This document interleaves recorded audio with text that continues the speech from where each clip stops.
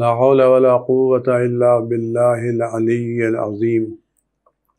أعوذ بالله السميع العليم من الشيطان الرجيم. بسم الله الرحمن الرحيم.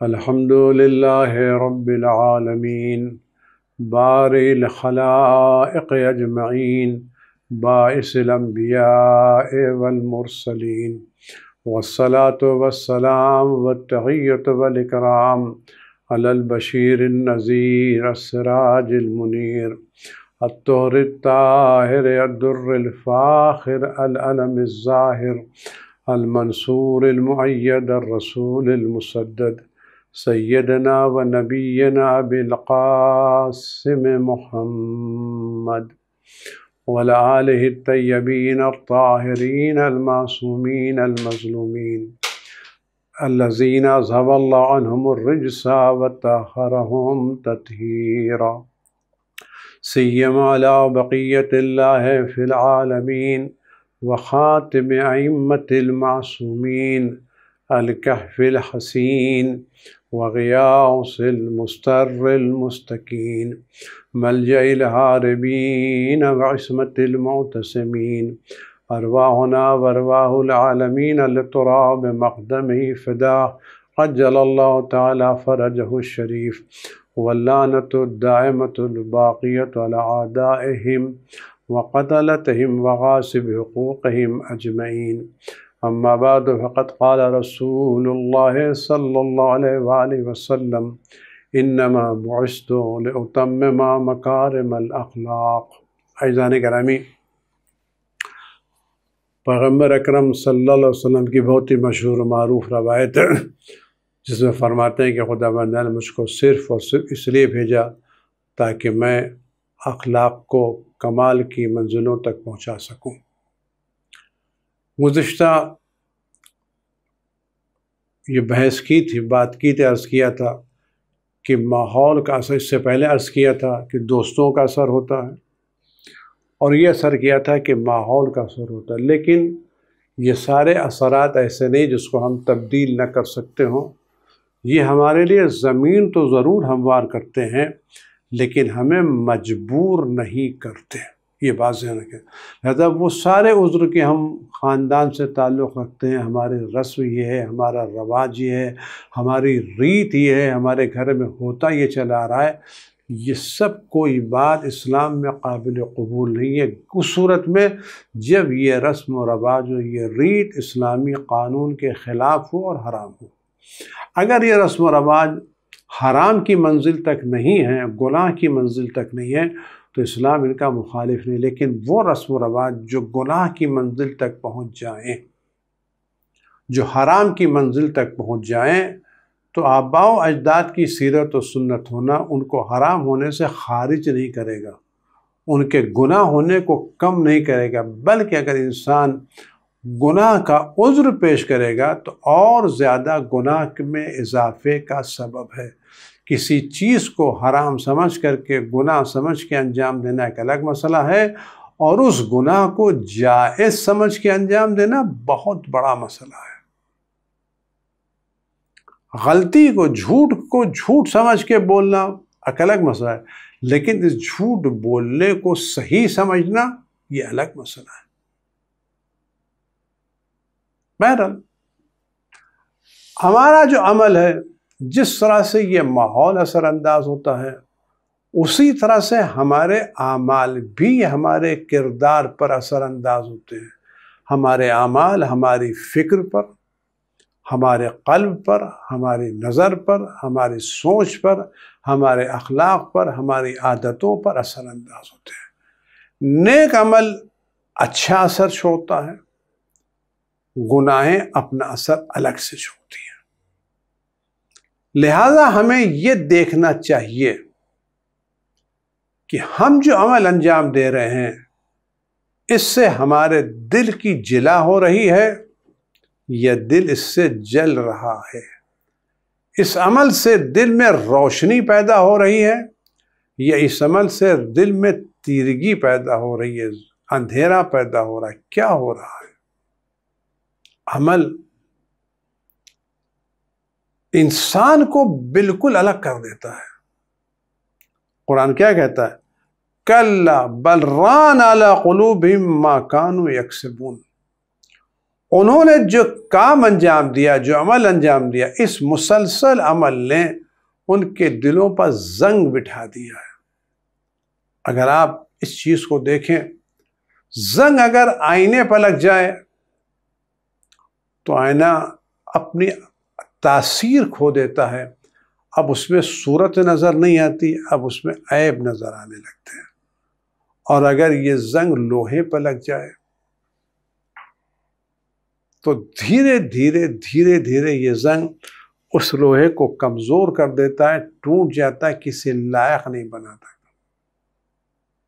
اگر زنگ لوہے پر لگ جائے اور فوراً اس زنگ کو صاف نہ کیا جائے، اس میں ریڈ آکسائڈ نہ لگائی جائے، اس کو زنگ آلود ہونے سے نہ بچائے، اسے چھوڑ دیا جائے، تو کچھ دنوں کے بعد وہ لوہا جو بہت بڑی چھت کے لوٹ کو اٹھائے ہوئے تھا، وہ پلر جو اپنے کندھے پر بہت بڑی چھت کو اٹھائے ہوئے تھا اور کئی ہزار ٹن اس کے اوپر اٹکا ہوا تھا، جب اس میں زنگ لگا تو دھیرے دھیرے دھیرے دھیرے وہ پوری عمارت ڈھہ گئی۔ کیوں؟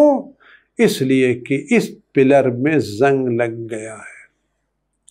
اگر یہ زنگ شروع سے دھو دیا جاتا، صاف کر دیا جاتا تو یہ عمارت نہیں ڈھہتی، لیکن جب اس زنگ پر توجہ نہیں کی گئی اور زنگ کو لگنے دیا گیا، لوہا کمزور ہوتا گیا، آخر ایک دن کیا آیا کہ عمارت گر پڑی۔ دل بھی اسی طرح سے ہے، گناہیں بھی اسی طرح سے ہیں۔ اگر انسان نے گناہ کی اور توجہ دے دی تو ٹھیک ہے، لیکن اگر مسلسل گناہ کرتا رہا تو آخر میں کیا آئے گا کہ وہ ستون جس پر دین کی عمارت قائم تھی، وہ ستون منہدم ہو جائے گا۔ کلا بل ران علی ما کانوا ران علی قلوبہم، دلوں پر زنگ۔ کیوں؟ دل سب سے اہم چیز ہے۔ ہمارے اعضاء و جوارح عمل کرنے کا ذریعہ ہے، لیکن حکمراں دل ہے، یہ دل ہے۔ کبھی کہ کذالک زین للمسرفین ما کانوا یعملون، یہ اور بات، کبھی زنگ لگتا ہے، آدمی کو پتا ہے یہ زنگ لگا ہے، کبھی زنگ لگتا ہے آئینے پر، زنگ لگتا ہے لوہے پر، تو آدمی کو یہ احساس ہوتا ہے کہ یہ زنگ ہے اور اچھی چیز نہیں ہے۔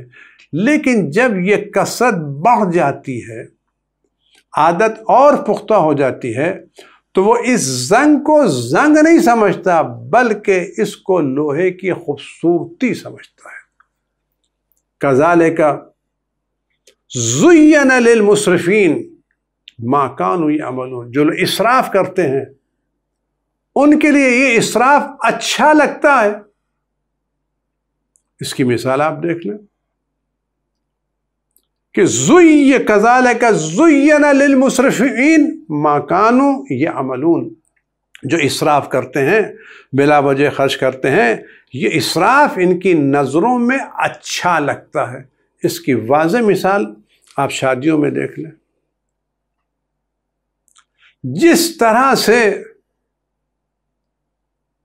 اسراف ہوتا ہے، آپ ہار پہنائیے، اچھی چیز ہے، لیکن آپ قیمتی پھولوں کو لے کر کے زمین پر بچھائیے اور اس کو پیروں سے روندیے اور اس کو اچھائی سمجھیے کہ ہم نے اپنے نوشا کو پھولوں پر اتارا ہے،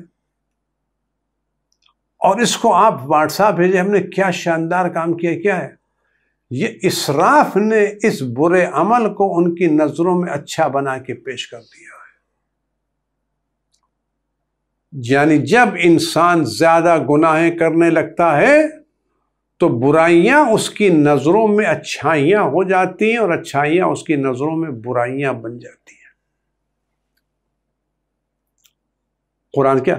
افمن زین لہ سوء عملی فرآہ حسنا، اس کی مثال جس کے لیے گناہ کو، برے اعمال کو اچھا بنا کے پیش کیا گیا ہو اور وہ اس گناہ کو اچھا سمجھ رہا ہو. ہے کیا؟ یہ چیز ہماری کیا بات ہوتی ہے کہ انسان دھیرے دھیرے کس طرح سے اس کے قلب پر، اس کے نظر پر زنگ لگ جاتا ہے. مثلا آپ غور کریں،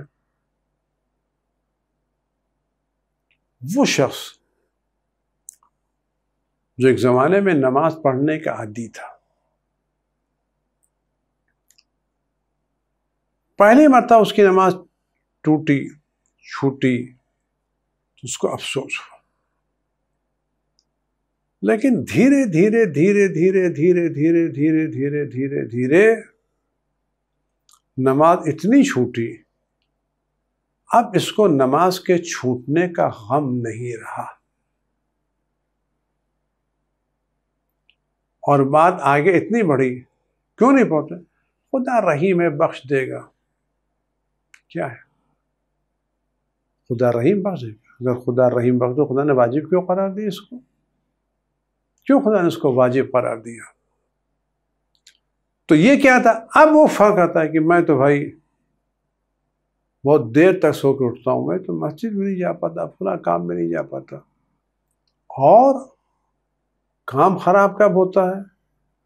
جب اس طرح کے لوگ قوم میں مورد احترام قرار پاتے ہیں.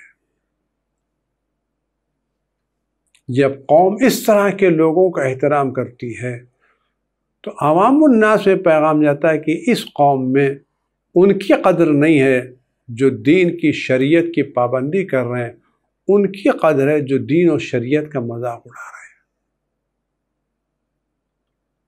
آپ غور کریں، اثر کیا ہوتا ہے؟ تو یہ گناہ دھیرے ایک دن میں نہیں ہوتا، دھیرے دھیرے یہ گناہ اثر رکھتی ہیں، ہمارے اخلاق کو بدل دیتی ہیں، مزاج کو تبدیل کر دیتی ہیں.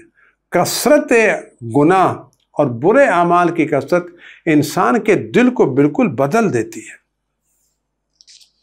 قرآن کیا کہتا ہے؟ زُيِّنَ لِلنَّاسِ حُبُّ الشَّهَوَاتِ مِنَ النِّسَاءِ وَالْبَنِينَ وَالْقَنَاطِيرِ الْمُقَنطَرَةِ مِنَ الذَّهَبِ وَالْفِضَّةِ. لوگوں کے سامنے سجا کے پیش کر دی کون سی چیز؟ عورتوں کی محبت، بچوں کی محبت اور سونے چاندی کے زیورات. یہ سب کیا ہے؟ اگر آدمی ان کو غور کرے، آیا یہ چیزیں اس کی زینت کا سبب ہے؟ یہ حسن اخلاق اس کی زینت کا سبب ہے.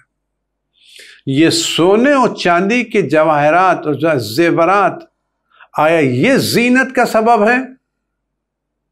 یہ حسن اخلاق زینت کا. آج ہم یہ سمجھتے ہیں مگر ہمارے پاس ایک اچھی قیمتی چیز ہے،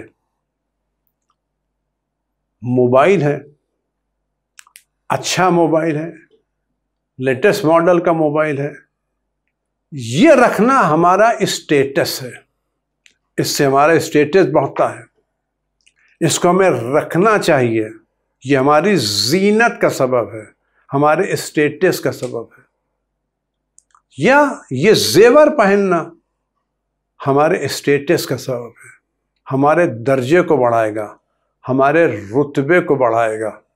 تو میں صرف اتنا کہہ سکتا ہوں، اگر ایک موبائل 50,000 60,000 1,00,000 2,00,000 10,00,000 جتنے کا بھی ہو، اگر یہ ایک موبائل ہمارے اسٹیٹس کو بڑھا سکتا ہے اور ہم اس موبائل کی بنا پر اپنے کو ذرا سا اونچا سمجھتے ہیں، تو ہمارے پاس تو ایک موبائل ہے، جس اسٹور سے خریدا اس میں تو اس طرح کے 10 موبائل ہیں. تو اگر ایک موبائل رکھنے سے ہمارا اسٹیٹس بڑھ سکتا ہے تو اس دکان کا کتنا اسٹیٹس ہوگا جس کے پاس 10 موبائل رکھے ہوئے ہیں اور اس کے علاوہ دوسرے ماڈل بھی رکھے ہوئے ہیں. ہم 1,00,000 کا موبائل خرید کر کے اپنے اسٹیٹس کو بلند کر رکھیں، لیکن جس دکان میں لاکھوں کے موبائل رکھیں اس کا اسٹیٹس کیا بلند ہوگا؟ اور اگر یہ اسٹیٹس موبائل سے بلند ہوتا ہے اس کا مطلب کیا ہوا؟ اگر یہ موبائل ہمارے سے نکل گیا تو ہم زیرو. اسے اگر زیورات ہیں، اگر زیورات سے ہمارا اسٹیٹس بڑھتا ہے، ہمارا وقار بڑھتا ہے، ہمارا قد بڑھتا ہے، اور ہم اس کو اپنی عزت کا سبب سمجھتے ہیں، تو ہمارے گھر میں تو ایک ہی سیٹ ہے نا، 2 سیٹ ہے نا، سونار کیا تو ایسے 50 سیٹ موجود ہیں، تو سونار کی دکان کا اسٹیٹس کتنا زیادہ ہوگا؟ اور اگر اسٹیٹس اسی بنا پر ہے تو جب تک یہ ہماری گردن میں ہمارا اسٹیٹس زیادہ ہے، اور جب اس کو لا کر رکھ دیں گے تو لا کر اسٹیٹس پہنچ جائے گا۔ ہماری گردن میں 1 گھنٹہ رہے گا، 2 گھنٹہ رہے گا، لا کر میں تو ہمیشہ رہے گا، مدتوں مہینوں رہے گا، تو لا کر کا اسٹیٹس پہنچ جائے گا۔ یہ کیا ہے؟ یہ برے اعمال کو اچھا رنگ دینے کا نتیجہ ہے۔ اگر ہم غور کریں، ہم موبائل پر یا زیورات پر یا اچھے کپڑوں پر، اچھے لباس پر فخر نہ کریں کہ ہمارا اسٹیٹس اچھی گاڑی، اچھا موبائل، اچھا اسٹیٹس، نہیں، ہم کردار کے اعتبار سے اپنے کو اتنا اونچا بنائیں کہ لباس فخر کرے ہم کس کے بدن پر ہیں۔ ہم اپنے کو اتنا اونچا بنائیں، اتنا متقی بنائیں، اپنا کردار اتنا اچھا بنائیں کہ جس گاڑی پر ہم بیٹھے وہ گاڑی فخر کرے آج ہم کو کس کو سوار کرنے کی سعادت نصیب ہوئی ہے۔ اگر ہم حسن اخلاق سے اپنے کو آراستہ کر رہے ہیں اور حسن اخلاق سے اپنی قیمت کو بڑھا رہے ہیں، تو یہ قیمت ہمارے وجود کا حصہ سلب نہیں ہو سکتی۔ آپ غور کریں، میں جو بات عرض کر رہا ہوں، اگر ہم تقوی سے، پرہیزگاری سے، اچھی عادتوں سے اپنے وقار کو اپنے کو بڑھا رہے ہیں، تو یہ وہ قیمت ہے جو ہمارے وجود کا حصہ ہے، یہ سلب نہیں ہو سکتی، یہ ہم سے چھینی نہیں جا سکتی۔ یہ قیمت وہ ہے جو ہمارے ساتھ ساتھ جائے گی۔ لیکن اگر ہم اپنا اسٹیٹس موبائل کی بنا پر، زیورات کی بنا پر، اچھے لباس کی بنا پر، اچھی گاڑی کی بنا پر، اچھے گھر کی بنا پر ہم بنا رہے ہیں، تو یہ اسٹیٹس وہ ہے جو ہمارے ساتھ نہیں ہے۔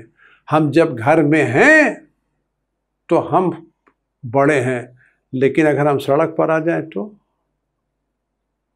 ہم جب تک بیڈ پر سو رہے ہیں، لاکھوں کے بیڈ پر سو رہے ہیں، کروڑوں کے بیڈ روم میں سو رہے ہیں، لیکن اگر ہم باہر آ جائیں تو کیا؟ وہ تو کروڑ وہاں رہ گئے، ہم تو یہاں خالی ہاتھ پڑے ہوئے ہیں۔ ہم جب ایک بڑی لگژری گاڑی میں جا رہے ہیں تو گردن اٹھا کے بیٹھے ہوئے کہ ہمارا درجہ بلند ہے، لیکن اب گاڑی اتر گئے تو کیا ہوا؟ زیور پہنے ہوئے درجہ اتر گیا تو کیا ہوا؟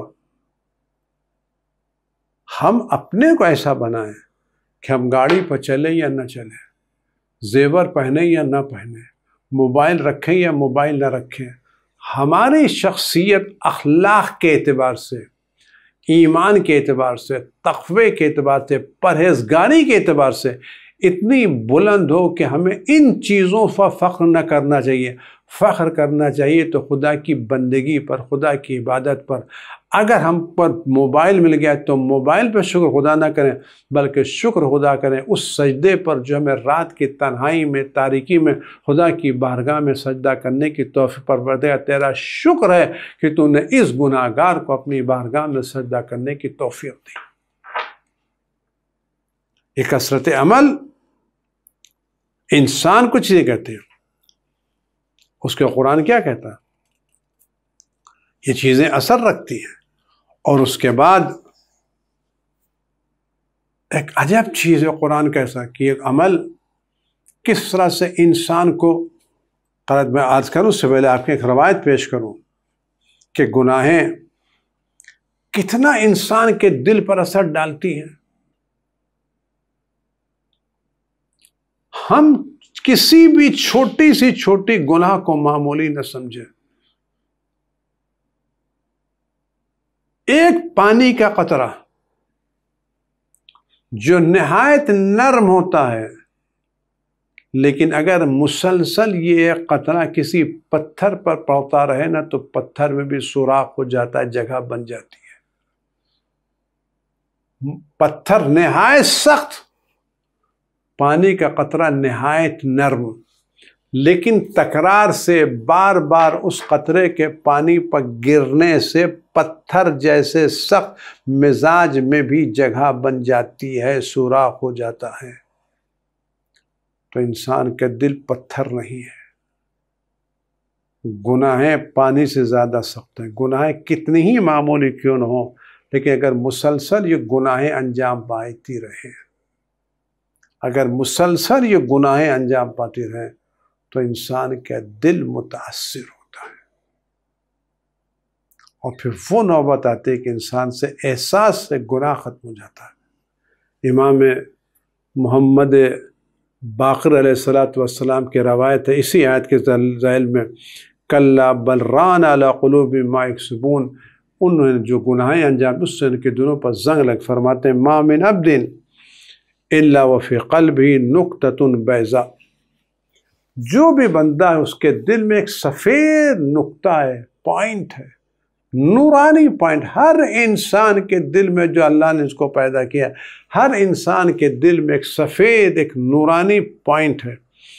فَإِذَا أَذْنَبَ ذَنْبًا خَرَجَ فِي النُّقْطَةِ نُقْطَةٌ سَوْدَاء، تو جب وہ گناہ کرتا ہے تو اس وقت یہ روشن اور سفید نقطہ سیاہی میں تبدیل ہو جاتا ہے، اس میں سیاہی پیدا ہو جاتی ہے۔ یعنی وہ دل جس میں یہ روشن سفید نقطہ پوائنٹ موجود ہوتا ہے، جب گناہ کرتا ہے تو اس میں ایک سیاہ نقطہ پیدا ہو، ایک تاریخ میں فَإِن تَابَ، اگر وہ فوراً توبہ کر لے تو ذَهَبَ ذَلِكَ السَّوَادُ، یہ سیاہ نقطہ یہ سیاہی دور ہو جاتی ہے۔ وَإِن تَمَادَ فِي الذُّنُوبِ، لیکن اگر وہ برابر یہ گناہ کرتا رہے، مسلسل گناہ کرتا رہے تو زاد ذالک السواد حتی یغطی بات، یہاں تک کہ یہ سیاہ نقطہ اتنا بڑھ جاتا ہے کہ اس کے پورے وجود سے، پورے دل سے روشنی کو ختم کر کے سیاہی کو لا دیتا ہے۔ یعنی وہ جو سفید نقطہ دل میں تھا، وہ سفید نقطہ دھیرے دھیرے ختم ہو جاتا ہے اور گناہوں کی سیاہی قلب کے اوپر طاری ہونے لگتی ہے۔ فَإِذَا أَخَذْتَ الْبَيَاضَ لَمْ يَرْجِعْ صَاحِبُهُ إِلَىٰ خَيْرٍ أَبَدًا، اللہ اکبر۔ جب یہ نوبت آ جائے کہ یہ سیاہ نقطہ اس کے پورے دل پر چھا جائے اور سفید نقطہ پورے دل سے ختم ہو جائے تو پھر یہ واپس آنے والا نہیں ہے، یعنی اس سے کوئی خیر کی امید نہیں ہے، بلکہ بعد ہے کہ دل الٹ جاتا ہے۔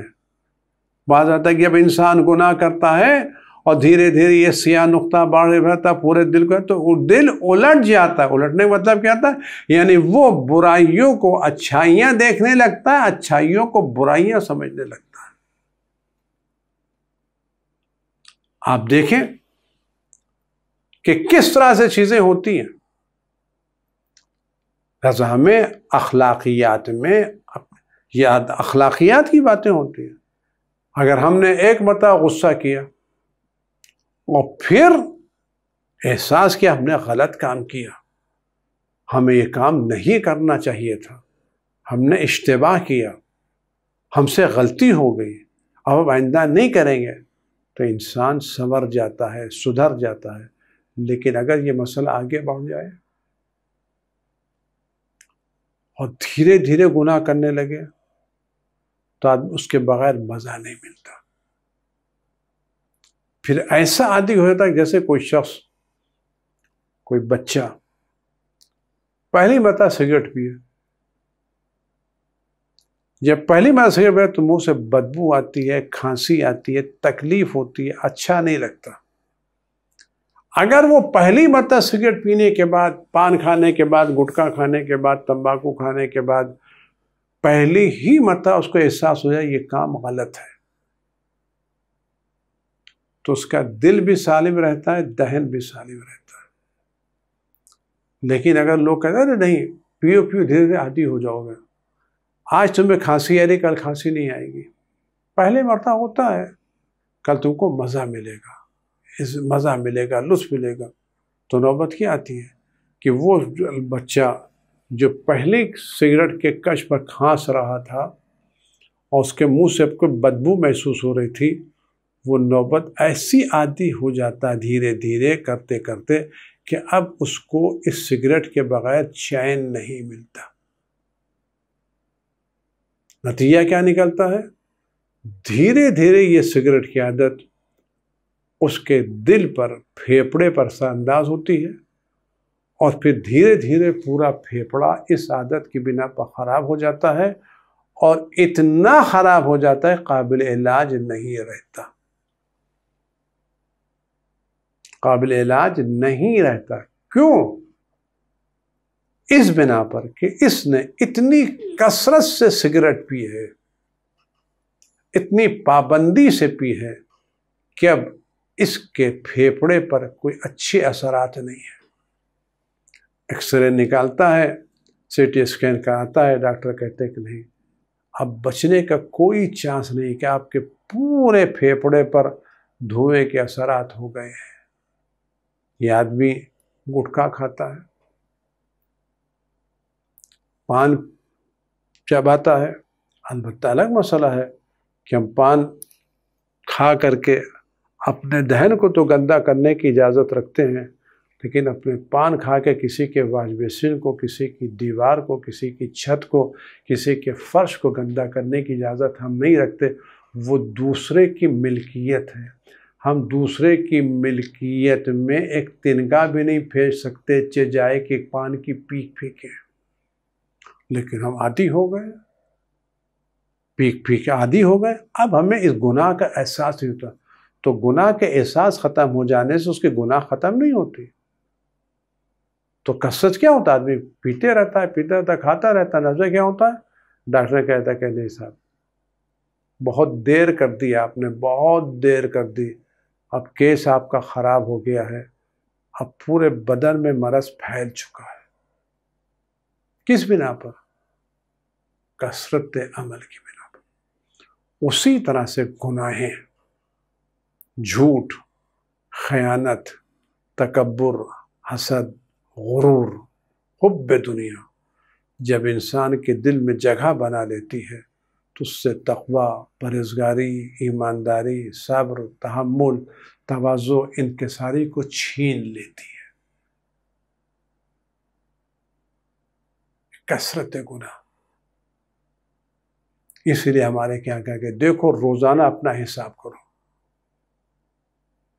بات آپ غور کریں، آپ کسی مہمانی میں گئے یا گھر میں کھانا کھا رہے ہیں، چائے پی رہے ہیں، آپ کے بدن پر ذرا سا سالن کا حصہ گر جاتا ہے، چائے آپ کے بدن پر گر جاتی ہے، اگر آپ فوراً اٹھ کر کے اس کو دھو لیں تو معمولی پانی سے چند قطروں سے یہ صاف ہو جاتا ہے، دھبا پڑتا نہیں ہے۔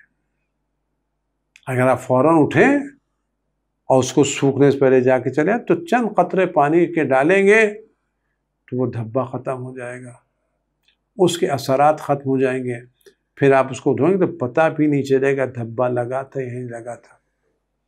لیکن اگر آپ اسی دھبے کو چھوڑ دیں، جائیں گے گھر، جائیں گے دھو لیں گے، اس کو چھوڑ دیں، دھیرے دھیرے چھوڑ دیں اور جگہ بنا لیں، تو پھر بہت زیادہ ایسڈ لگانے سے بھی دھبا نہیں جاتا۔ لانڈری میں دھبا نہیں کرنی ہے صاحب، اب یہ دھلنے میں جگہ بنا لی ہے۔ اسی طرح سے اگر ہم گناہ کرنے کے بعد فوراً استغفار کر لیں تو گناہ کے اثرات ختم ہو جاتے ہیں، ہمارا دل پھر سے پاک و صاف ہو جاتا ہے۔ لیکن اگر ہم گناہ کرنے کے بعد توبہ نہ کریں، استغفار نہ کریں، تو یہ گناہ ہمارے دل پر رفتہ رفتہ اثر انداز ہوتی رہتی ہے اور پھر ہمارے دل کو پلٹ کے رکھ دیتی ہے، ہمارا پورا دل سیاہ ہو جاتا ہے، کالا ہو جاتا ہے۔ یہ گناہوں کے اثرات ہیں، آپ غور کریں۔ لہذا اگر ہم کوئی کام کرنا چاہیے، اس طرح غور کر، میں یہاں پر جو چیزیں آپ کے سامنے یہ دیکھ، اور جب یہ مسئلہ آگے بڑھ جاتا ہے تو گناہ انسان کی نظر میں اچھائی بن جاتی ہے، جھوٹ بولنا فن بن جاتا ہے، دھوکہ دینا ہنر بن جاتا ہے، غرور و تکبر عادت بن جاتی ہے، یہاں تک کہ بات اتنی آگے بڑھ جاتی ہے کہ انسان اللہ کے گھر بھی آتا ہے تو جس گھر میں بندگی ہونا چاہیے، تواضع ہونا چاہیے، سر جھکانے کی بات ہونا چاہیے، وہاں بھی غرور اس کو ساتھ چھوڑنے کے لیے تیار نہیں ہوتا۔ یہ سب اخلاقی مسائل ہیں۔ قرآن کیا کہتا ہے؟ قُلْ هَلْ أُنَبِّئُكُم بِالْأَخْسَرِينَ أَعْمَالًا، کیا میں آپ کو نہ بتاؤں سب سے زیادہ عمل کے نقصان میں کون ہے؟ الَّذِينَ ضَلَّ سَعْيُهُمْ فِي حَيَاةِ الدُّنْيَا، یہ وہ لوگ ہیں کہ جن کی ساری سعی و کوشش دنیا میں ناپید ہو گئی، یعنی کوئی فائدہ نہیں ہوا۔ یہ کون لوگ ہیں؟ ہم یحسبون انہم یحسنون صنعا، وہ احساس کرتے ہیں کہ وہ اچھا کام کر رہے ہیں۔ تو برادران عزیز، ہم کوشش کریں، روزانہ اپنا حساب کتاب کریں، سونے سے پہلے استغفار کریں، ہر نماز کے بعد استغفار کریں، تاکہ اگر ہم سے دن میں جو گناہیں ہوئی ہیں وہ اس استغفار سے دور ہو جائیں، خاص کر نماز عصر کے بعد، صبح کی نماز کے بعد، قنوت میں، نماز شب میں، اگر ہم واقعاً استغفار کا مطلب تسبیح استغفر اللہ پڑھنے کے نہیں ہے، خدا کی بارگاہ میں ایسا پروردگار مجھ سے غلطی ہو گئی، اشتباہ ہو گیا، میں تیری بارگاہ میں شرمندہ ہوں، یہ شرمندگی ہمارے سارے گناہوں کو بخش دے گی، ساری چیزوں کو بخش دے گی۔ میں نے اس سے پہلے عرض کیا تھا کہ حر ماحول سے نکل کے آیا، آج پھر عرض کر رہا ہوں، جب حر کو یہ احساس ہوا کہ میں نے بہت بڑی غلطی کی ہے، میں نے فرزند رسول کی لگام پر ہاتھ ڈالا ہے، میں نے ان کا راستہ روکا ہے، اس نے اپنے کام کی توجیہ نہیں کی کہ میں مامور تھا، میں مجبور تھا، میں بنی امیہ کا نوکر تھا، غلام تھا، مجھے یہ کام کرنا ہے، کہ کوئی عذر خدا کی بارگاہ میں قابل قبول نہیں ہوگا۔ اس نے اپنے کام کی توجیہ نہیں کی، اپنی غلطی کو غلطی سمجھا، اپنے گناہ کو گناہ سمجھا، اور یہ ارادہ کیا جب گناہ ہو گئی ہے تو اس سے نجات کا راستہ توبہ ہے، اس کے نجات کا راستہ شرمندگی ہے۔ جب وہ اتنا بڑا عزم لے کر گیا، سرداری چھوڑ کے آیا، دنیا چھوڑ کے آیا، اس لیے کہ مجھ سے غلطی ہوئی ہے اور اس غلطی کا خمیازہ ہی ہے اور اس کی اصلاح ہے کہ میں توبہ کروں، آیا اور شرمندگی کے ساتھ آیا۔ تو کیسے آیا؟ جو کل سینہ تانے کھڑا ہوا تھا اور آنکھیں ملا کے بات کر رہا تھا، وہ سر جھکا کے آیا، ڈھال کو لٹکا کے آیا، ہاتھ کو باندھ کے آیا اور کہنے لگا فرزند رسول حل لیا من التوبہ، کیا میری توبہ قبول ہو سکتی ہے؟ یعنی اس کو احساس تھا میرے گناہ اتنا زیادہ، میری گناہ اتنی زیادہ ہے کہ شاید قابل بخشش نہ ہو، لیکن اس کو شاید انداز حسین کا دل اس سے بہت زیادہ وسیع ہے، بہت زیادہ وسیع۔ عزیزان گرامی، حسین نے حر کو اتنا بھی موقع نہیں دیا کہ اپنے گناہوں کو بیان کرتا کہ نہیں، تمہاری شرمندگی کافی ہے، کلیجے سے لگا لیا، اور اس کلیجے سے لگایا جس پر کبھی عباس کا سر رکھتے تھے، کبھی علی اکبر کا سر رکھتے تھے، کبھی علی اصغر کو سلاتے تھے۔ یہ حسین کا کرم ہے، یہ عزاداری کا صدقہ ہے کہ اگر آج ہم بھی شرمندہ ہونے کے بعد حسین کی بارگاہ میں جائیں تو حسین وہی دل رکھتے ہیں، وہی قلب رکھتے ہیں، وہی باتیں رکھتے ہیں۔ عزیزان گرامی، اگر آج وہ لوگ جنہوں نے جناب زہرا کا دروازہ گرایا، کیونکہ یہ دن وہی دن ہے، یہ ایام وہی ایام ہیں جب زہرا کے زبان پر آواز ہے کہ صبت علیہ مصائب لو انہا صبت علیہ سرنا لیالیہ، یہ وفات رسول کے بعد کے ایام ہیں جب زہرا کا گھر جلایا جا رہا ہے، دروازہ جلایا جا رہا ہے، زہرا کی پسلی توڑی جا رہی ہے۔ اگر یہ لوگ شرمندہ ہوتے کہ زہرا ہم سے غلطی ہوئی ہے، ہم معافی چاہتے ہیں، تو شاید اللہ کے رسول کی بیٹی بخش دیتی، لیکن ان لوگوں نے نہ یہ کہ معافی نہیں مانگی بلکہ زہرا کے رونے پر بھی پابندی لگا دی کہ آپ دن میں روئیں یا رات میں روئیں۔ عزیز و جملہ سنیں اور بات تمام کر رہا ہوں۔ جب جناب زہرا کے رونے پر پابندی لگا دی گئی، تقاضا تو یہ تھا کہ لوگ تسلیت کے لیے آتے، تعزیت کے لیے آتے، اکلوتی بیٹی کو باپ کا پرسہ دیتے، رشتہ داروں کو آنا چاہیے تھا، رسول کے ازواج کو آنا چاہیے تھا، لیکن کیوں ہی نہیں رسول اللہ کی بیٹی کو تنہا چھوڑ دیا گیا، رونے پر پابندی لگا دی گئی۔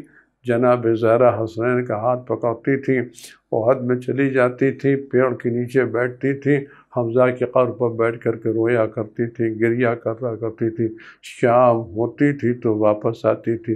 ایک دن جناب زہرا جب حمزہ کے قبر پر گئیں تو دیکھا وہ درخت جس کے سائے میں زہرا بیٹھا کرتی تھی، ظالموں نے وہ درخت بھی کاٹ دیا، وہ سایہ بھی چھین لیا۔ اس کے بعد جناب زہرا علی سے کہا، یا علی اب مجھ سے چلا نہیں جاتا، میں اتنی دور جا نہیں سکتی ہوں، گھر میں رو نہیں سکتی ہوں، تو آپ میرے لیے ایسی جگہ بنا دیں جہاں میں جا کر رو۔ مولا کائنات نے گھر سے قریب ایک بیت الحسن بنا دیا جہاں زہرا دن میں جاتی تھیں اور رات میں وہاں سے واپس آتی تھی، اپنے بابا کو یاد کیا کرتے، خدا فرشتوں کو بھیجتا تھا زہرا کی تسلی کے لیے۔ لیکن ایک دن جناب زہرا نے یہ محسوس کیا اب ان سے بیت الحسن بھی جایا نہیں جاتا، چند قدم بھی چلا نہیں جاتا، چند قدم بھی چلا نہیں جاتا۔ اب اپنے بابا کو روتا آوازی، پروردگار اجل وفاتی، پروردگار میری بہت کو قریب کر دے، اب میں دنیا سے جانا چاہتی ہوں۔ وَسَيَعْلَمُ الَّذِينَ ظَلَمُوا أَيَّ مُنقَلَبٍ يَنقَلِبُونَ وَسَلَامٌ عَلَى الْمُرْسَلِينَ وَالْحَمْدُ لِلَّهِ رَبِّ پروردگار امام اس کے ظہور میں تعجیل فرما، ہر آفت و بلا سے ہمارے امام کی حفاظت، ہر رنج و غم و علم کو ان کے وجود مقدس سے دور فرما، ہمارے ہم سب کو اس بلاؤں سے محفوظ رکھنا، جو گرفتار ان کو شفائے کامل عاجل، تمام بیماروں کو شفائے کامل عاجل عنایت فرما، اور جو محفوظ ان کے ہمیشہ اس کی حفاظت فرما، پر قلب مقدس امام جان کو ہم سے راضی و خوشنود فرما، وعجل اللہم فی فرج۔